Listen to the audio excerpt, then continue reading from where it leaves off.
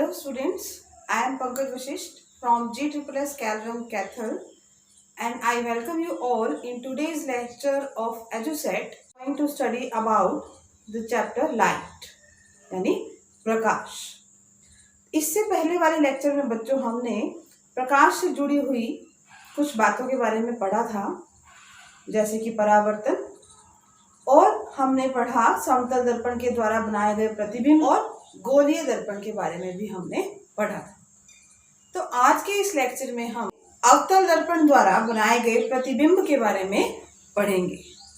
देखो बच्चों, पिछले लेक्चर में जब हमने पढ़ा था समतल दर्पण के बारे में और उसके द्वारा बनाए गए प्रतिबिंब के बारे में कि वह प्रतिबिंब कैसा होता है, सीधा तथा आभासी। हमने क्या पढ़ा कि प्रतिबिंब जो है उतनी ही दूरी पर बनता है जितनी दूरी पर वस्तु को रखा गया है।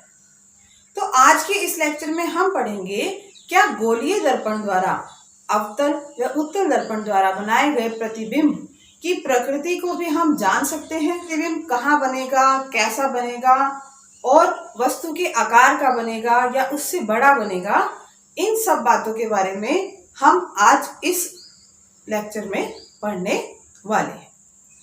तो अवतल दर्पण द्वारा बनाए गए प्रतिबिंब को पढ़ने से पहले आइए छोटी छोटी बातें थोड़ा सा रिवाइज कर लेते हैं, क्योंकि अक्सर बच्चों को ये वाला भाग जो है, ये वाला पोर्शन जो है चैप्टर का बहुत टफ लगता है, इमेजेस फॉर्म्ड बाय कॉनकेव और कॉन्वेक्स मिरर। लेकिन आज अगर आप इस लेक्चर को ध्यान से समझते हैं और साथ में कॉपी और पेंसिल रख के बैठिए, जो जो पॉइंट्स हम डिस्कस करेंगे साथ साथ आप उसको लिखते जाइए। अगर आप एक बार उसको अच्छे से समझ लेते हैं तो फिर आपको कभी भी इसमें मुश्किल नहीं आएगी। और इस वीडियो के एंड में मैं आपको कुछ ट्रिक्स भी बताऊंगी, ठीक है। तो आइए शुरू करते हैं आज का lecture, images formed by concave mirror. तो अवतल दर्पण द्वारा बनाए गए प्रतिबिंब को पढ़ने से पहले आइए छोटी छोटी बातें जो हमने पहले पढ़ी थी उनको एक बार रिवाइज कर लें। पॉइंट, मध्य बिंदु, अवतल दर्पण के अपर्चर में द्वारक का जो सबसे मध्य में बिंदु होता है, सेंटर में जो बिंदु होता है, उसे हम क्या कहते हैं, ध्रुव। ठीक, जिस गोलाकार से काटकर इस दर्पण को बनाया जाता है उसके केंद्र को हम क्या बोलते हैं, centre of curvature of the mirror, या हम कह सकते हैं वक्रता केंद्र, उस दर्पण का वक्रता केंद्र, सी पॉइंट। ठीक, फिर हमने पढ़ा कि इस सारे को, ये सारा जो एरिया है जिसके अंदर लाइट आ सकती है, द्वारक, ठीक है, इसे क्या बोलते हैं हम, द्वारक।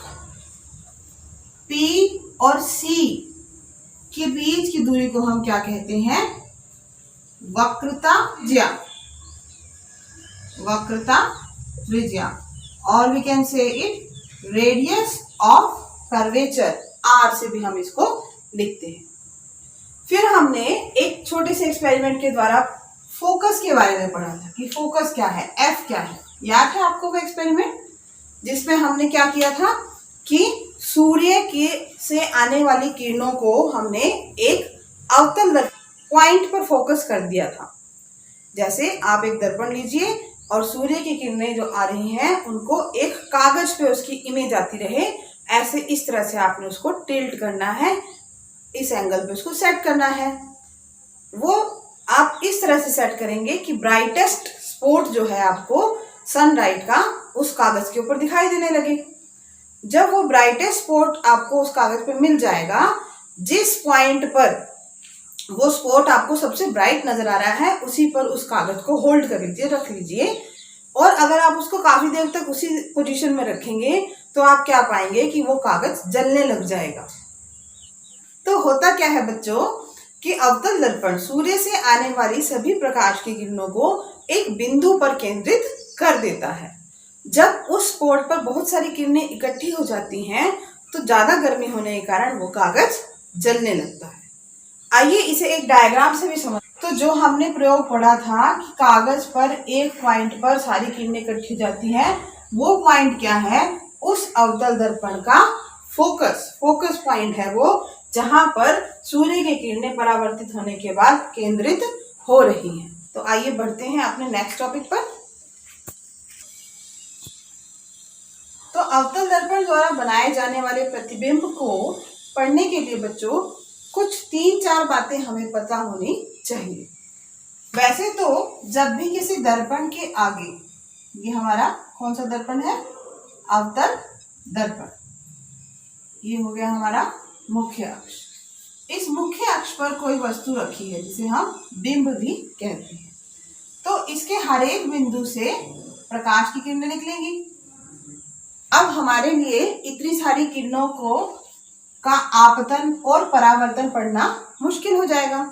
तो इसलिए हम क्या करते हैं, मुख्यतः सिर्फ 2 किरणों के बारे में हम पढ़ते हैं कि हम 2 किरणों को देख लेंगे कि इससे आने वाली 2 किरणें किस प्रकार से परावर्तित होकर आपस में एक दूसरे को काट रही हैं। परावर्तन के बाद ये दोनों किरणें जहां मिलती है या कट करती हैं, वही पॉइंट हमारा क्या बन जाता है? इमेज बन जाती है, प्रतिबिंब बन जाता है। तो आइए देखते हैं कैसे हम इनको बना सकते हैं। सबसे पहली बात जो हमें याद रखनी है वो क्या, कि मान लीजिए कि हमारी वस्तु है, ऑब्जेक्ट है ए बी। एक प्रकाश की किरण, रे ऑफ लाइट, जो मुख्य अक्ष के, ये क्या है हमारा मुख्य अक्ष, इसके पैरेलल जो आएगी, अरे which is incident parallel to the principal axis, वो रिफ्लेक्शन के बाद, परावर्तन के बाद फोकस से होकर गुजरे। ठीक है, याद रखेंगे फर्स्ट रूल। क्या कहता है फर्स्ट रूल हमारा, कि जब भी कोई प्रकाश की किरण मुख्य अक्ष के समानांतर आती है, आपतित होती है, तब वो दर्पण से टकराकर परावर्तन के बाद फोकस से होकर गुजरेगी। ठीक है। सेकंड पॉइंट क्या है, कि जब भी कोई प्रकाश की किरण, इससे बिल्कुल उल्टा, ये है फोकस, जब भी कोई प्रकाश की किरण फोकस से होकर आ रही है, तो परावर्तन के बाद वो मुख्य अक्ष के समानांतर परावर्तित होगी। ठीक है, क्लियर है सबको? क्या है हमारे 2 रूल अवतल दर्पण के लिए? पहला रूल क्या था, कि अगर कोई रे ऑफ लाइट, प्रकाश की किरण मुख्य अक्ष के समानांतर आती है, तो परावर्तन के बाद वो फोकस से होकर गुजरेगी।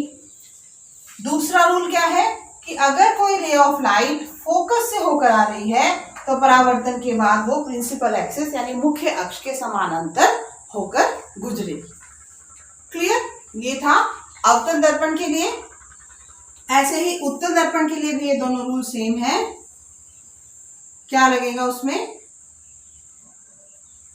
कि अगर कोई रे ऑफ लाइट पैरेलल आ रही है, तो वो परावर्तन के बाद ऐसी नजर आएगी कि वो जैसे फोकस से आ रही है। ये आ गई, प्रतीत होगी, निर्दिष्ट हुई है, फोकस से निर्दिष्ट हुई है, ऐसा हम इमेजिन करते हैं। ठीक, ऐसे ही सेकंड रूल में क्या है, कि अगर कोई रे ऑफ लाइट फोकस से आती हुई नजर आ रही है, तो वो रिफ्लेक्शन के बाद पैरेलल टू प्रिंसिपल एक्सिस जाएगी। ठीक, बस इनमें फर्क क्या है, कि यहाँ पर हम रियल में देख रहे हैं, यहाँ इमेजिनरी है, वर्चुअल है। ठीक है, तो दोनों रूल आपने याद रखने हैं। नंबर 1 क्या था, whenever there is a ray of light which is parallel to principal axis, then it will pass from the focus after reflection, कि जब भी कोई रे ऑफ लाइट जो है प्रिंसिपल एक्सिस के पैरेलल आ रही है, तो रिफ्लेक्शन के बाद वो फोकस से गुजरेगी। दूसरा क्या था, कि अगर फोकस से होकर आ रही है कोई ray of light, angle of incidence बनाएगी यहाँ पर, और रिफ्लेक्शन के बाद वो प्रिंसिपल एक्सिस के पैरेलल चली जाएगी।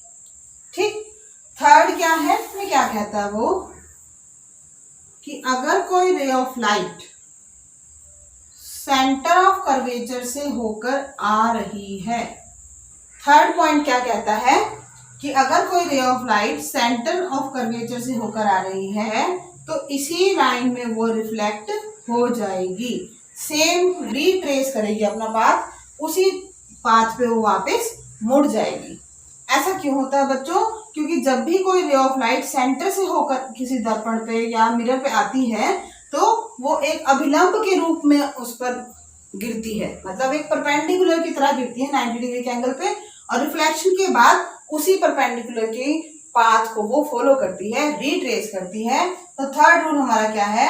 व्हेनेवर देयर इज अ रे ऑफ लाइट, सेंटर से जो होकर आ रही है वो सेंटर से ही वापस चली जाए। अगर हम इन तीन समझ लें और इन तीनों का ही परावर्तन बनाए, तीन में से कोई दो ले लेते हैं हम, और ये दोनों जहां कट करेंगी वहीं पर इमेज बनेगी, तो हमारे लिए काम क्या हो जाएगा? आसान हो जाएगा। तो आपको ये तीनों बातें अच्छे से याद करनी है, ठीक? ये तीन जो है हम ज्यादा से ज्यादा यूज करेंगे। एक और रूल है बच्चों, फोर्थ रूल, जो यूज तो कम होता है कि एक या दो केसेस में, लेकिन उसको याद करना भी बहुत जरूरी है। और वो क्या कहता है कि जब भी P पॉइंट पर इंसिडेंट होगी, P क्या था हमारा? ध्रुव यानी पोल। जब भी इस P पॉइंट पर कोई रे ऑफ लाइट इंसिडेंट होगी तो वो जितने एंगल पर इंसिडेंट है उतने ही एंगल से रिफ्लेक्शन के बाद यहां से चली जाएगी। Angle I equals to angle R। तो तिर्यक, आप एक शब्द पढ़ेंगे कि वो तिरछी आ रही है तो वो तिरछी ही टकराकर उससे वापस चली जाएगी। कब? जब वो पोल के ऊपर इंसिडेंट है, ठीक? तो जैसे अवतल दर्पण के 4 रूल हमने पढ़े, सेम जो है उत्तल दर्पण के लिए भी है। फर्स्ट 2 हमने कर लिए, थर्ड भी बता देती हूँ, थोड़ा सा आपको आइडिया हो जाएगा, अदरवाइज इससे कंफ्यूज होने की जरूरत नहीं है। आप ये चारों को पहले याद करें, अवतल दर्पण वाला, और फिर 4 आप उत्तल दर्पण वाले भी याद कर सकते हैं। साथ साथ हम इसलिए कर रहे हैं ताकि आपको डिफ्रेंशिएट होता रहे कि ये अवतल दर्पण है और ये उत्तल दर्पण है, ठीक? अब उत्तल दर्पण में क्या होगा कि C से आती हुई प्रतीत होगी वो लाइट इस तरह से, और C से ही वो वापस चली जाएगी, यहीं से आएगी और यहीं से वापस चली जाएगी। ये कौन सा पॉइंट है हमारा? C पॉइंट, ठीक? ऐसे ही फोर्थ रूल में भी क्या होगा? तो उत्तल दर्पण में क्या होगा फोर्थ रूल में कि लाइट जो है P पर, ध्रुव पर इंसिडेंट होगी और उसी एंगल से तिरछी आई है और तिरछी चली जाएगी, रिफ्लेक्टेड फ्रॉम द पोल। तो ये है हमारा फोर्थ रूल। तो आपको याद हो गए होंगे 4 रूल। फर्स्ट क्या था कि अगर कोई ray of light parallel to principal axis है तो वो फोकस से होकर गुजरेगी आफ्टर रिफ्लेक्शन। अगर कोई फोकस से होकर आ रही है तो वो पैरेलल टू प्रिंसिपल एक्सिस जाएगी आफ्टर रिफ्लेक्शन। थर्ड क्या था कि अगर कोई सेंटर से आ रही है तो वो सेंटर से ही वापस चली जाएगी आफ्टर रिफ्लेक्शन। फोर्थ क्या है कि P पॉइंट पर, ध्रुव पर, पोल पर जब कोई लाइट इंसिडेंट है तो वो वहीं से सेम एंगल से जो है रिफ्लेक्ट हो जाएगी। Angle I will be equals to angle R in this case.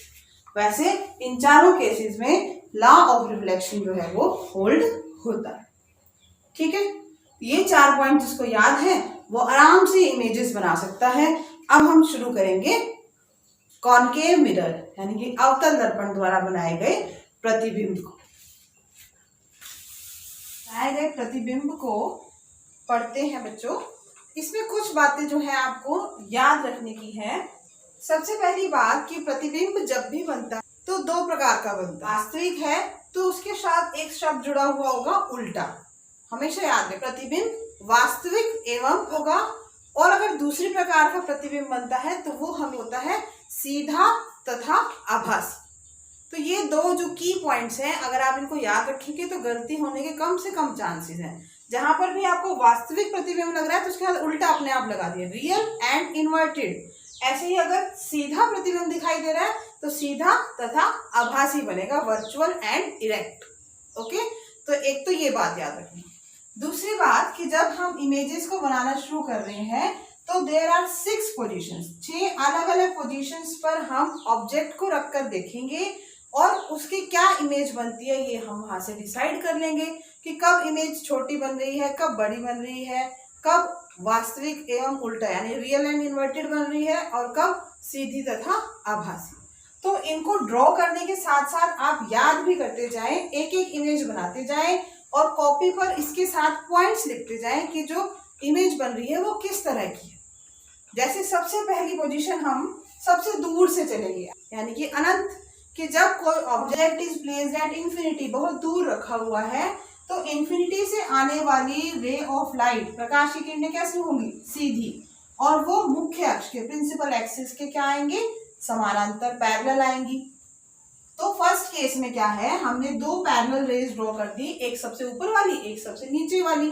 अभी हमने रूल पढ़ा था, फर्स्ट रूल क्या था कि व्हेनेवर देयर इज अ रे ऑफ लाइट, कि जब भी कोई प्रकाश की किरण प्रिंसिपल एक्सिस के पैरेलल आती है, समानांतर आती है, तो वो परावर्तन के बाद मुख्य फोकस से होकर गुजरेगी। प्रिंसिपल एक्सिस के पैरेलल ये रे ऑफ लाइट आ रही है, यहाँ टकराई और इससे टकराने के बाद ये फोकस से होकर गुजरी।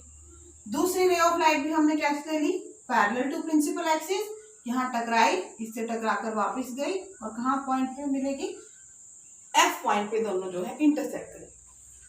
जहां पर ये दोनों रे ऑफ लाइट परावर्तन के बाद जो हमें मिल रही है, जहां कट करेंगी वहीं हमारा क्या बन जाएगा, इमेज बन जाएगी, प्रतिबिंब बन जाएगा।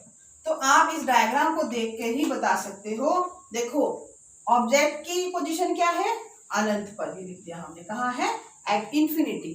अब प्रतिबिंब यानी कि इमेज कैसी बन रही है, कैसी बन रही है बच्चों, देखो डायग्राम से बिल्कुल पॉइंट, छोटा सा पॉइंट बन रहा है ना, तो बहुत छोटा प्रतिबिंब बनेगा, बिंदु के आकार का, लाइक पॉइंट साइज।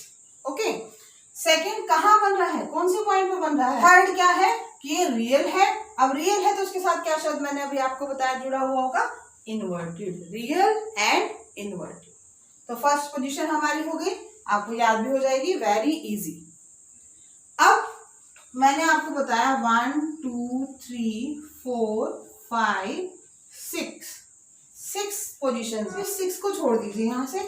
ये 5 जो इमेजेस हैं ये आपस में एक दूसरे से किसी ना किसी तरह से लिंक है, वो आप याद करते जाना। अभी हमने फर्स्ट कर लिया, फर्स्ट इमेज बना ली, अब देखते जाइए कि ये कैसे लिंक्ड है आपस में। ठीक, 6 को छोड़ देंगे, छठी को छोड़ देंगे, पहली 5 देखेंगे हम।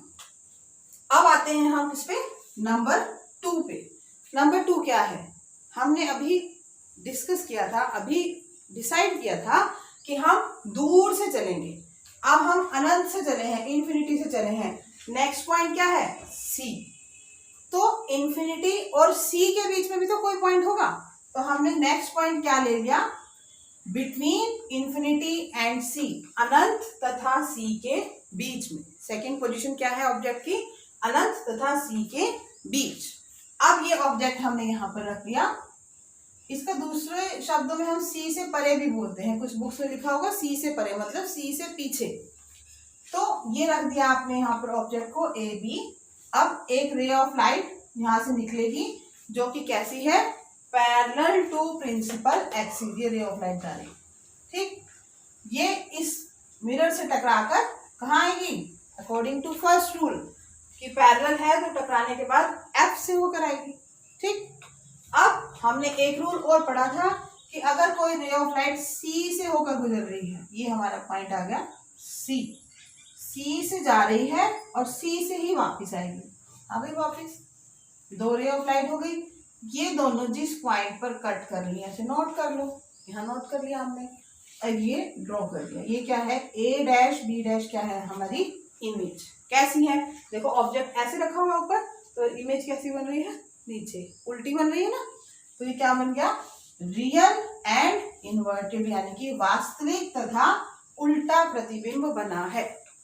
और यहाँ से आप देख भी सकते हैं कि ये ऑब्जेक्ट बड़ा है और इमेज कैसी है, छोटी है। तो कैसा बना प्रतिबिंब, छोटा। कहाँ बना है, पोजीशन भी देख के जा सकते हैं, सी तथा एफ के बीच में। तो ये पॉइंट्स डायग्राम के साथ, पहले डायग्राम बनाओ, जैसे ही आपने डायग्राम बना लिया, ये पॉइंट्स तो अपने आप आ जाएंगे, इनको कॉपी में आप नोट डाउन कर लीजिए। तो दो हमने केसेस कर रहे हैं, फर्स्ट है इंफिनिटी पे, सेकंड है इंफिनिटी और सी के बीच में। ठीक, अब हम आएंगे अपने थर्ड केस पर। तो नेक्स्ट पोजीशन जो है बच्चों, जैसे हम अनंत से नजदीक आ रहे हैं अवतल दर्पण के पास, तो थर्ड पोजीशन आती है हमारी सी पर, यानी कि वक्रता केंद्र पर। जब हमने सी पर हमारे ऑब्जेक्ट को रखा, ऑब्जेक्ट का नाम क्या है, ए बी, तो सी पर जब ऑब्जेक्ट रखा, फिर से वही दो रेज हम लेंगे। दो रेज कौन सी, एक तो जो प्रिंसिपल एक्सिस के मुख्य अक्ष के समानांतर आ रही है, वो परावर्तन के बाद कहां से होकर गुजरेगी, फोकस से, एफ से। तो ये देखो, ये एरो लगा हुआ है, एक रे आप बनाएंगे प्रिंसिपल एक्सिस के बिल्कुल पैरेलल, और वो जैसा कि हमारा रूल है, रिफ्लेक्शन के बाद कहां से होकर गुजरेगी, फोकस से। ठीक, सेकंड रे आप बनाएंगे कि वो फोकस से होकर इंसिडेंट होगी, और आफ्टर रिफ्लेक्शन प्रिंसिपल एक्सिस मुख्य अक्ष के वो पैरेलल होकर चली जाएगी। ठीक है, ये दो रे बनाई है हमने, ये नंबर 1 है और ये नंबर 2। ये दो रेज आपने बना दी, और रिफ्लेक्शन के बाद कहां पर कट करती हैं। आप जब अपना डायग्राम बनाएंगे तो जहां कट करेंगी, जैसे मेरे डायग्राम में ये यहाँ कट कर रही है, फर्स्ट रे, ये फर्स्ट रे आई थी, और ये कौन सी रे आई थी, सेकंड। ये दोनों रेज जहां कट कर रही हैं इस पॉइंट पर, ये पॉइंट क्या है हमारा, it is the point of image. ये प्रतिबिंब बन गया, और इसका नाम आप लिख देंगे ए डैश बी डैश। ठीक, क्लियर है बच्चों को। अब पोजीशन हमें पता लग गई, तो याद कर सकते हैं आप, वेरी इजी। इस पोजीशन को याद करने, जैसे ही पेपर में आएगा कि आपका ऑब्जेक्ट केंद्र पर रखा है, कि बिंब की स्थिति या वस्तु की स्थिति क्या है, केंद्र पर, तो उसका प्रतिबिंब भी कहां बन रहा है, केंद्र पर।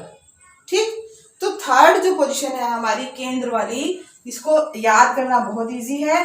जैसे ही आपको लिखा जाए केंद्र पर वस्तु की स्थिति है, तो आप केंद्र पर ही प्रतिबिंब उसका आपको मिलेगा।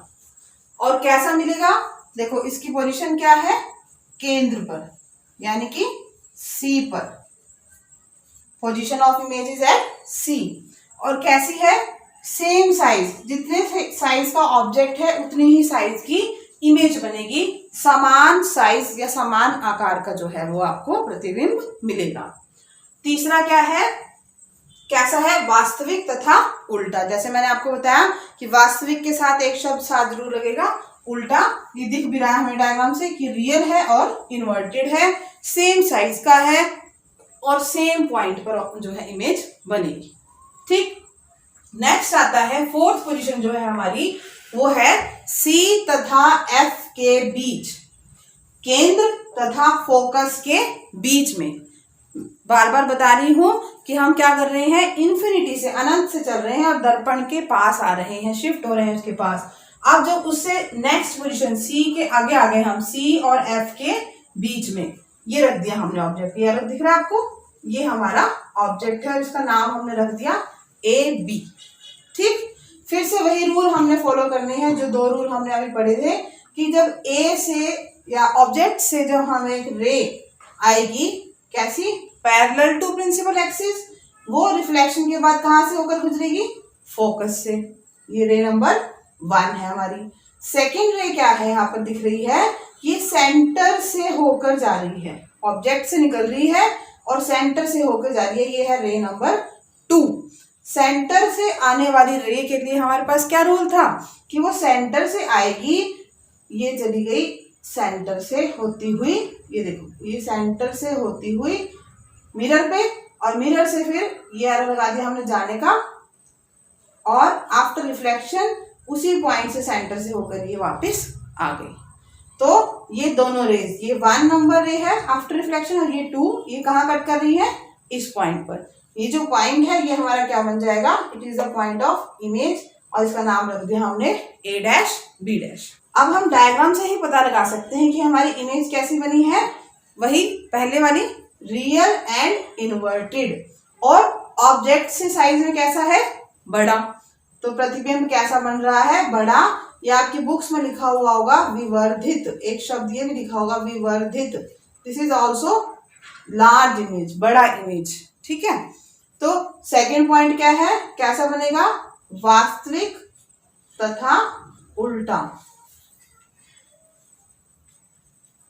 वास्तविक तथा उल्टा।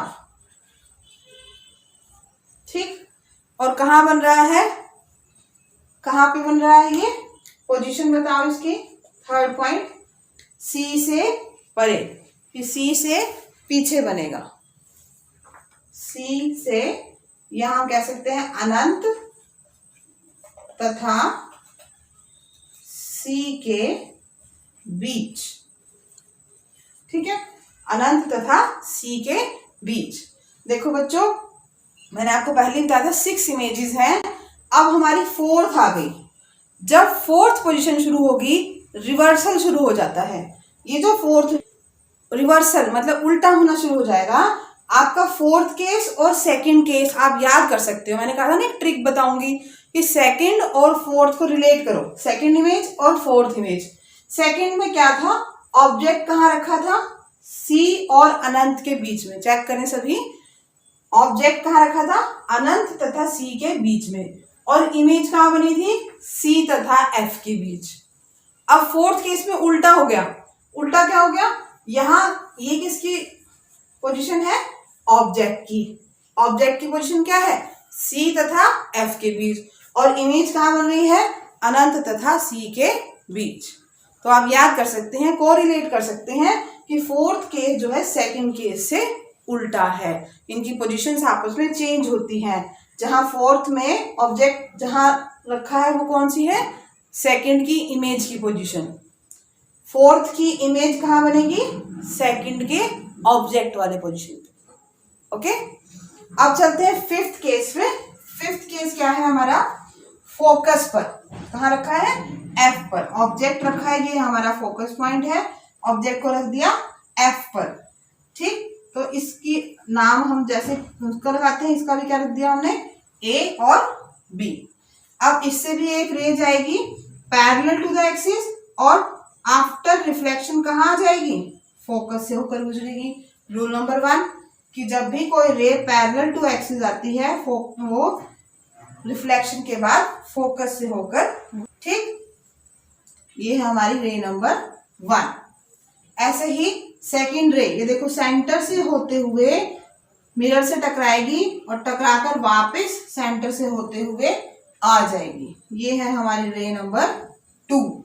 अब आपको दिख रहा होगा कि ये रे 1 और रे 2 जो है लगभग पैरेलल चल रही हैं, और हम इनको सपोज कर लेंगे, मान लेंगे कि ये कहीं इन्फिनिटी पर, अनंत पर जाकर मिलेंगी और एक बहुत बड़ा प्रतिबिंब बनाएगी। और कैसा होगा वो, वास्तविक तथा उल्टा। ठीक, क्योंकि आप इसको बाहर आगे तक खींचोगे तो ये दूर तक जाने पर कहीं तो मिलेंगी, कहीं पर भी मिल सकती हैं। और हम इसको क्या मान लेंगे कि हमारा जो प्रतिबिंब है, जो इमेज है, वो कहाँ बन रही है, अनंत पर। कैसी बन रही है, वास्तविक एवं उल्टा। बनेगा बहुत बड़ा, साइज कैसा होगा उसका, अत्यधिक बड़ा। ठीक है, अत्यधिक बड़ा साइज होगा, रियल एंड इन्वर्टेड, वास्तविक एवं उल्टा और अनंत पर। अब ये वाला जो केस है, ये किसका उल्टा है, फर्स्ट केस का। अब आपने जो फर्स्ट इमेज बनाई थी, याद करो, वो हमने बनाई थी, ऑब्जेक्ट कहाँ रखा हुआ था, इन्फिनिटी पे, और इमेज कहाँ बनाई थी, फोकस पर। पॉइंट लाइक इमेज बनी थी, याद आया कुछ, तो उससे इसको कोरिलेट कर लो कि फिफ्थ केस जो है फर्स्ट केस का उल्टा है। अगर ऑब्जेक्ट इन्फिनिटी पे है तो इमेज एफ पर बनेगी, ऑब्जेक्ट एफ पर है तो इमेज इन्फिनिटी पर बनेगी। ठीक, ये तो थे 5 केस। पांचों केसेस में एक बात आपने ध्यान दी हो, ये देखो, इसमें फिफ्थ, थर्ड, फोर्थ, और पहले 2 भी आपने जो की है, फर्स्ट और सेकंड, सब में कैसी इमेज बन रही है, रियल एंड इन्वर्टेड। ठीक, तो कॉनकेव मिरर, अवतल दर्पण में लगभग सभी केसेस में कैसी इमेज बनती है, रियल और इन्वर्टेड, वास्तविक तथा उल्टा।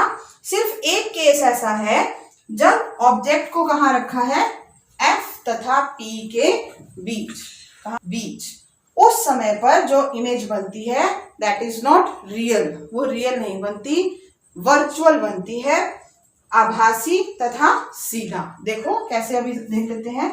ये है हमारा फोकस F, ये है C सेंटर ऑफ कर्वेचर, और ये है P पोल। ठीक, आपने ऑब्जेक्ट रख दिया F और P के बीच में। फर्स्ट रे ऑफ लाइट आई, ये है हमारा ऑब्जेक्ट A B। ठीक, फर्स्ट रे ऑफ लाइट आई, ये है नंबर 1। F से जो यहां से इस ऑब्जेक्ट से जो रे P पर आती है, हमने लास्ट रूल करा था, फोर्थ रूल, और मैंने कहा था बहुत कम यूज होता है, तो सिर्फ इस केस में यूज होगा ये कि P पर जो रे इंसिडेंट है, जितने एंगल पे इंसिडेंट है उतने ही एंगल से वो रिफ्लेक्ट हो जाती है। तो ये यहां से रे आई P से टकराकर इस पॉइंट से, और ये वापस चली गई, ये आ गई हमारी रे नंबर 1। ठीक, सेकेंड रे जो है ऑब्जेक्ट से सेंटर से होती हुई मिरर से टकराएगी और वापस सेंटर पर आ जाएगी। ठीक, ये आ गई सेकेंड रे।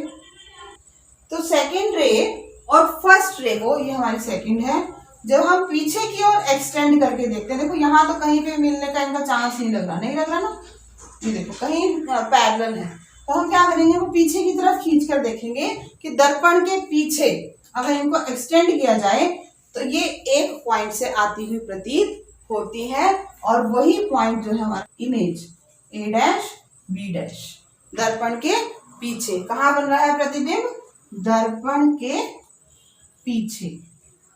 फर्स्ट बात जो आपने याद करनी है पोजीशन की, दर्पण के पीछे। कैसा बन रहा है, बड़ा, साइज में कैसा है, ऑब्जेक्ट से बहुत बड़ा, तो विवर्धित, या आप इसको सीधा लिख सकते हैं। पॉइंट कैसा है, रियल एंड इन्वर्टेड नहीं लिखना इसमें आपने, क्योंकि देखो दर्पण के पीछे इमेज बन रही है, तो इसको आप क्या लिखेंगे, वर्चुअल एंड इरेक्ट, और वी कैन से सीधा तथा आभासी। कैसा, ओके, तो ये लास्ट केस है, ये थोड़ा डिफरेंट है और एग्जाम में भी बहुत बार आता है, तो देखने में मुश्किल लगता है, ऐसा है नहीं, मुश्किल नहीं है कुछ भी। दोबारा भी बता देती हूँ एक बार। F और P के बीच में किसको रखा है, ऑब्जेक्ट को। एक रे जाएगी P पॉइंट से टकराएगी, टकराकर वापस रिफ्लेक्ट होकर सेम एंगल से आ जाएगी। सेकेंड रे सेंटर से होती हुई दर्पण से टकराएगी, वापस आ जाएगी। दोनों रेस को जब पीछे की तरफ खींचा गया तो ये एक बिंदु से होंगी, उसी को आपने इमेज का पॉइंट बना लेना है, और ये इमेज कैसी बन जाएगी हमारी, आभासी, जिसे हमने मान रखा है काल्पनिक, आभासी तथा सीधा। ठीक है, तो ये थी हमारे 6 images after reflection from a concave mirror. तो आप सब बच्चे साथ साथ इस वीडियो को देखते हुए सभी अपनी कॉपीज पर ये इमेजेस बनाएंगे, और ये पॉइंट्स जरूर लिखेंगे, 3-3 पॉइंट है सबके, जरूर लिखना है, इससे आपको क्लियर हो जाएगा कौन सी इमेज कैसी बनी है। ठीक है, तो याद हो जाएगा, आपको नोट करना है सबने वीडियो के साथ साथ, और इसको खुद से बनाना है। अब मैं एक छोटी सी ट्रिक और बता देती हूँ, वैसे तो मैंने साथ साथ बता दी है, देख लेते हैं कि कैसे आप इसको याद करेंगे। ओके, तो बच्चों पोजीशंस को और उन पे बनने वाली इमेजेस को लर्न करने का एक छोटा सा तरीका जो आपको बहुत अच्छे से याद करवा देगा, मैं बताने जा रही हूँ। देखो हमने 6 पोजीशंस लिए है ना, 6 पोजीशंस थी ना अलग अलग, जहां पर हमने ऑब्जेक्ट को रखा है। देखो 1 2 3 4 5 6, ये 6 स्टार जो है ये ऑब्जेक्ट की पोजीशन है। देखो फर्स्ट पोजीशन क्या थी हमारी, अनंत पर, इन्फिनिटी पर थी ना, ये इन्फिनिटी पे फर्स्ट पोजीशन। सेकंड क्या थी, इन्फिनिटी और सी के बीच में सेकंड, सी पर थर्ड था, सी और एफ के बीच में फोर्थ पोजीशन थी, एफ पर फिफ्थ पोजीशन, और एफ तथा ये है पी, एफ और पी के बीच में कौन सी पोजीशन थी, 6th position of the object. Okay, अब आप इनको याद करने के लिए एक ट्रिक अपनी कॉपी पे नोट कर लिए, इसको 6 को एक बार आप भूल जाइए, सिर्फ 5 याद रखिए कि ये 5, 1 2 3 4 5, और 5 से उल्टा लिखना शुरू कर दीजिए, जहां 5 है वहां 1 4 2 1 2 3 4 5। ठीक है, लिख लेंगे उल्टा। क्या करना है आपको, 5 के नीचे 1, 4 के नीचे 2, 3 के नीचे 3 आ जाएगा, 2 के नीचे 4 और 1 के नीचे 5। एक चीज और करनी है आपने, मैंने स्टार्स बनाए, आप सर्कल बना सकते हैं, स्क्वायर बना सकते हैं, कुछ भी, डॉट्स भी बना सकते हैं। असेंडिंग ऑर्डर में बनाना है आपने कि 1 सबसे छोटा, फिर 2 उससे बड़ा, फिर 3 ऑब्जेक्ट के साइज का ही रहेगा, 4 और 5 स्टार्स के होते जाएंगे, बड़े होते जाएंगे। ठीक है। 6 कहाँ बनेगा, मिरर के पीछे। अब देखो, अब आप अपने डायग्राम्स को और इसको कंपेयर करके देखो, आपको अपना सॉल्यूशन मिल गया है। देखो 6 पोजीशन जो थी, ऑब्जेक्ट की पोजीशन थी F और P के बीच में, तो इमेज कहाँ बनी थी, बिहाइंड द मिरर, दर्पण के पीछे, और बहुत बड़ा बना था ना, सीधा तथा आभासी एवं बड़ा। तो ये स्टार हमें वो याद करा दे। ठीक है। नेक्स्ट, फर्स्ट पोजीशन जो थी, फर्स्ट पोजीशन क्या थी, इन्फिनिटी पे। ऑब्जेक्ट कहाँ रखा था, इन्फिनिटी पे। जब ऑब्जेक्ट इन्फिनिटी पे है फर्स्ट केस में, तो इमेज कहाँ बन रही है, F पर बन रही है ना, F पर। और कैसी बन रही थी, पॉइंट साइज, पॉइंट छोटे आकार की, बहुत छोटा, डिमिनिश्ड छोटा आकार था। और ये कैसी इमेज बनी है, पॉइंट साइज फर्स्ट वाली। ओके, याद हो जाएगा, इन्फिनिटी पे है तो F। सेकंड था इन्फिनिटी और C के बीच में, और ऑब्जेक्ट से बड़ी इमेज बनी थी, थोड़ी सी बड़ी बना दी हमने। ठीक। थर्ड था सेंटर पे, तो सेंटर पर ही इमेज बनी थी, end of same size, same size के हैं दोनों और सेम पोजीशन पे है। फोर्थ था C तथा F के बीच में, ये रख दिया हमने स्टार C और F के बीच में, तो इमेज कहाँ बनी थी, C और अनंत के बीच में, यहाँ आ गया फोर्थ। ये फोर्थ ऑब्जेक्ट की इमेज पोजीशन है, ये फोर्थ इमेज की पोजीशन है। ओके। फिफ्थ था F पर, फोकस पर, जब ऑब्जेक्ट रखा तो इमेज बनी थी बहुत बड़ी, और कहाँ बनी थी, अनंत पर, और अत्यधिक बड़ा बना था। याद हो जाएगा, ये फिफ्थ ऑब्जेक्ट की पोजीशन है, ये फिफ्थ इमेज की। 1 2 3 4 5 को उल्टा लिख दीजिए, 1 2 3 4 5, याद हो जाएगा। वेरी सिंपल ट्रिक, आप इसको नोट कर सकते हैं। ये वीडियोस करके आप इस डायग्राम को बना लो। जो 1 2 3 4 5 6 काउंटिंग भी लिख सकते हैं, चाहे इनको ही बड़ा बना लो। ये आपको पोजीशंस याद करवा देगी, इमेज की भी और साइज भी याद करवा देगी। एक इंपॉर्टेंट पॉइंट ये भी याद हो जाएगा आपको कि देखो ये सारी इमेजेस कहाँ बन रही हैं, बिलो द प्रिंसिपल एक्सिस, है ना, इस मुख्य अक्ष के नीचे। ओके। और तो ये कैसी बनेगी, इन्वर्टेड, उल्टी बनेगी, इन्वर्टेड, और वी कैन से उल्टा बनेगा ये प्रतिबिंब, है ना। तो रियल एंड इन्वर्टेड, ये वाली इमेजेस सारी कैसी थी, रियल एंड इन्वर्टेड, यानी कि वास्तविक तथा उल्टा। ये सारी इमेजेस कैसी हैं, वास्तविक। छठी इमेज बनी थी ना आपकी, ये प्रिंसिपल एक्सिस के ऊपर, और कैसी बनी थी, वर्चुअल। तो ये है वर्चुअल एंड इरेक्ट, सीधा तथा आभासी, ये मुख्य अक्ष के ऊपर बना है। ठीक है। तो ये बात भी आपको इस डायग्राम से याद हो जाएगी कि इसमें तो बना है सीधा तथा आभासी, और ये सारे कैसे बने हैं, रियल एंड इन्वर्टेड। याद हो जाएगा सबको, इससे अच्छे से आप इस डायग्राम को याद कर लें, और पोजीशंस आपको अपने आप ही याद हो जाए। Thank you very much.